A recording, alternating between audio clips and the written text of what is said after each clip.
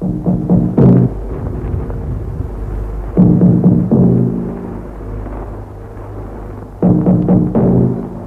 is PC Spiele Tipps und Tricks with episode 9 of the Desertorder Power Start series. In the first 8 episodes I created a connected area of bases from the top of the map to the bottom. Normally this would have been a good reason to be happy with what I achieved. But the last thing I saw on Saturday evening made me nervous. The player RRAMBO conquered a base on my side of the river and upgraded the flaks. I already had some tiny fights before with him. When I wake up on Sunday morning, I had to recognize that he took a second base on my side of the river, also with upgraded flaks.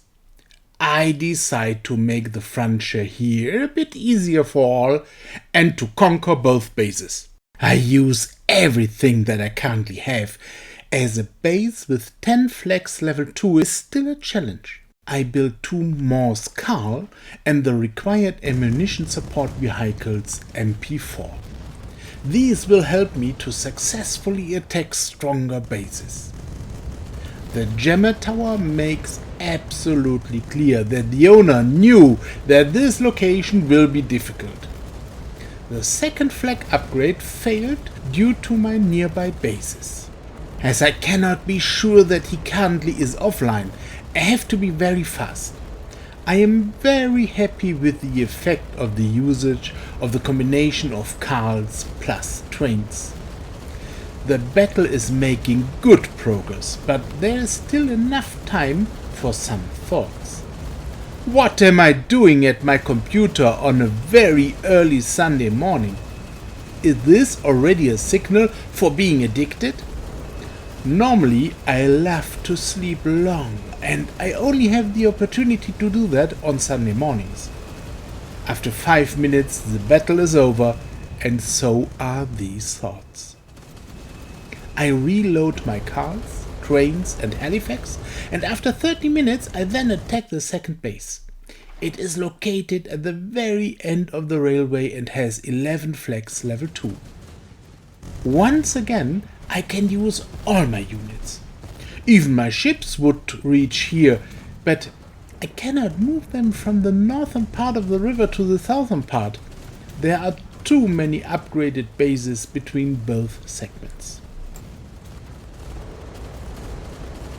As long as the opponent is not actively defending, base battles are unspectacular. Move all units to the front of the base and let them shoot. In the end, an APC is sent into the empty base.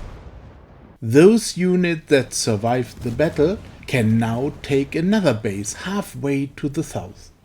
I enlarge a part of my military highway there to avoid that planes might get hit if flying too close. The third day of the map brings more level 2 flags. But these are only 7 flags, so the battle ends soon and my north to south connection became a bit more secure. This is a good moment to get to bed again for a few more hours. When I log in again, I find my home base in the middle of the opponent's area. I recognize that this is near the east end of the railway. As until now I did not run into much heavy defense, I decide to add some more risk. I built my daily cheap 50 Lanciers and sent my Halifax across the map through the area controlled by the opponent. I use these to conquer a really weak base near my home base. Even if this base and mutually future bases around will not be able to be defended successfully, the opponent would have to concentrate a lot of resources here so that I have time to succeed where it is more important for me. Also, the next base is extremely weak and I also take it.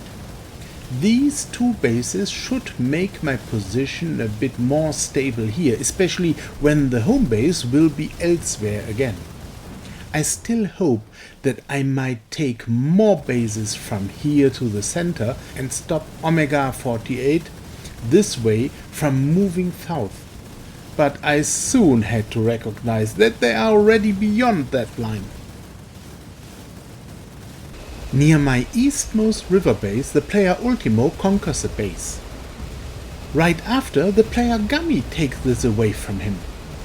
Normally, this would have been a great moment for me, but my units are so far away that I decide to better concentrate on more important goals.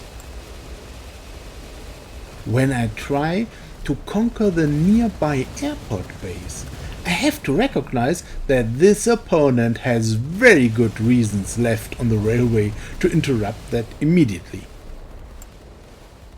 I quickly have a look into my own video recordings of that scene to verify something that I couldn't see clearly during the battle.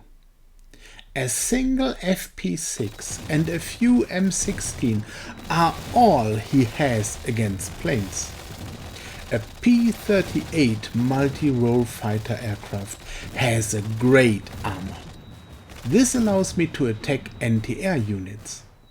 The owner seems to be offline, and soon he not only loses his anti-air, but all ground units there. A single plane needs quite some time for that, but I'm not in a hurry.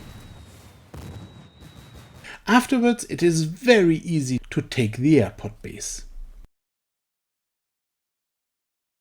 Now, I have some isolated bases on the right side. It is a natural next step to create a connection. The railway provides all the advantages on my side. But I have to start with this in the center of the map and then move east step by step. Starting at the railway triangle, I have to follow the railway east.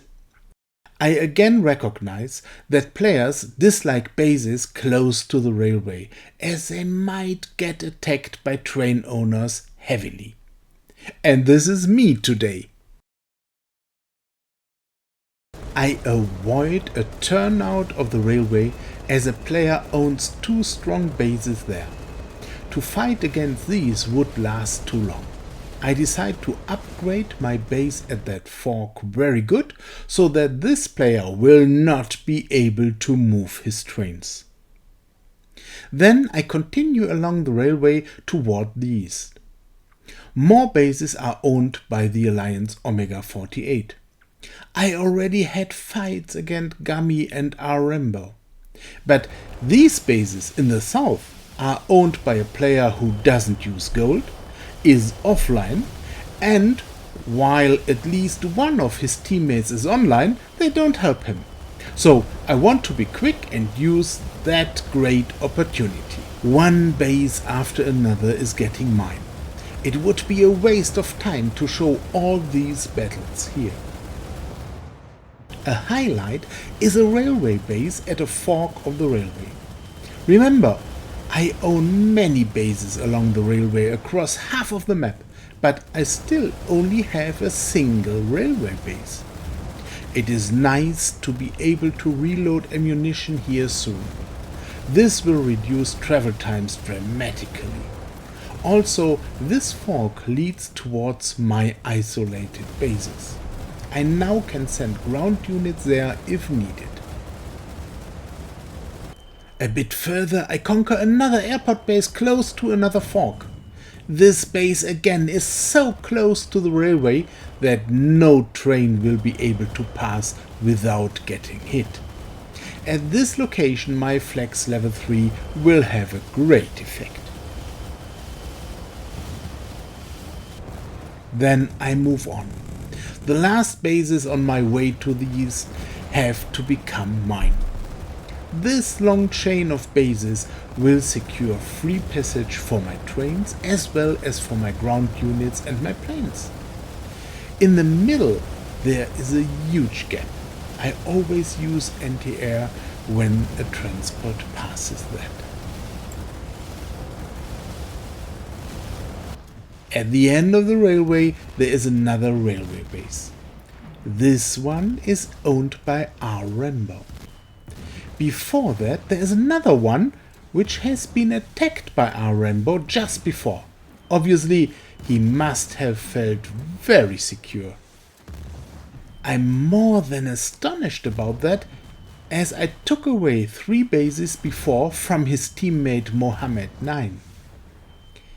His unit there don't have anti-air.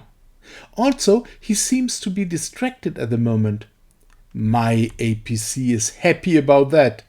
This way I easily get my 3rd railway base.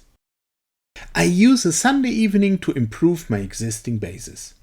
My scouting shows that at the end of each railway turnout there are 1 or 2 railway bases owned by opponents. I now own so many bases along the railway that they will not be able to use their trains. I only have to make these bases next to their railway bases so strong that they will resist each attack. I now have an extremely long frontier with opponents on both sides of my area. Already the travel times make it difficult to be in time always. Was this too much? Will I be able to keep that area with 2 segments of the river and the extremely long railway? You will get answers in the next part of this Desert Order video series. Please subscribe to avoid missing the next episodes.